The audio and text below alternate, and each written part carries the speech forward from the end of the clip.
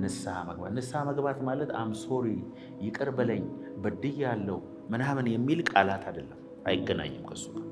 አንዳንድ ሰው እሱን እየተናገረ ልቡ አይቀይርም። የልባችን ኮንዲሽን ነው። በቃ የሚል ለወጣለሁ የሚል ሀሳቤን እቀይራለሁ፣ መንገዴን እቀይራለሁ፣ አካሄዴን እቀይራለሁ። ከነገ ጀምሮ የኔ ህይወት ከዚህ በፊት እንደነበረው አይነት አይደለም። ኒው ቻፕተር፣ ኒው ቢጊኒንግ፣ ኒው ነገር ነው ማደርገው የሚል የውስጥ ውሳኔንም ይጨምራል። ሰውየው እዛ ያደረሰው መንፈስ ቅዱስ እንደሆነ ያውቃል። አንድ ዲል ግን ካንተ ጋር ማድረግ እፈልጋለሁ።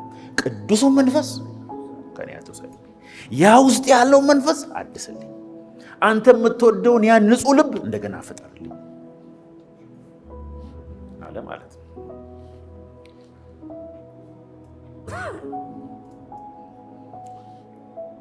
ጴጥሮስም ኢየሱስን ክዷል፣ ይሁዳም ኢየሱስን ክዷል።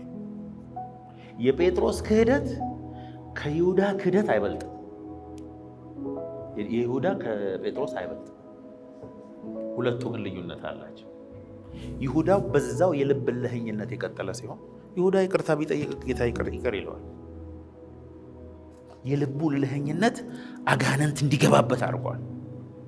ያኛው ግን ዶሮ ስጨው ሲለው የዶሮ ጊዜ ትዝ አለውና ስቅስቅ ብሎ አለቀሰ። የሚመለስ ልብ ነበር። የማይመለስ ልብ ካለን ህይወታችን አደጋ ውስጥ ነው ያለው። እኔ በእድሜ ዘመኔ ያየሁት ነገር በአገልግሎት ዘመኔ በደል የበደሉ ሰዎች ሳይሆኑ የጠፉት እልህኛ ልብ ያላቸው ሰዎች ናቸው የጠፉት።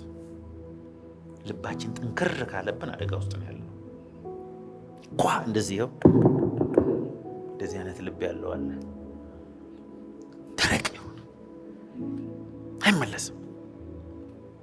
ሰዎችን ለማስታረቅ ሞክራችሁ እኮ አንዳንድ ሰው በቃ አልታረቅም እንዲው የፈለገ ለምን ከሰማይ ምን ይምጣ ሐሳብ ነግረው ቃል ነግረው ለምንኸው እግሩ ላይ ወድቀው ነው እንዳለ የሚቀጥል አይነት ሰው አለ። እያለቀስክ ለምነው ድርቅ የሚል ሰው አለ። አንዳንድ ሰው ደግሞ ሎጂካሊ አስረድተው ወዲያው ልቡ ምልስ ብሎ እሺ እንደዚህ ነበር እንዴ ተደረገ ያለው እንደዛ ነው እሺ የሚል ለእግዚአብሔርም ልክ እንደዛ ነው።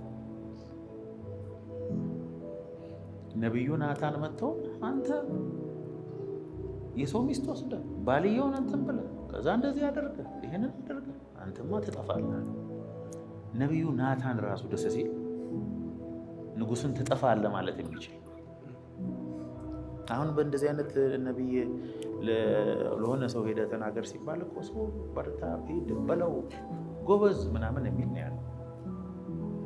እውነተኛ ነብይ አየሩ ላይ ያለውን ነባራዊ ሁኔታ ሳይሆን እግዚአብሔር ያለውን የሚል ነው።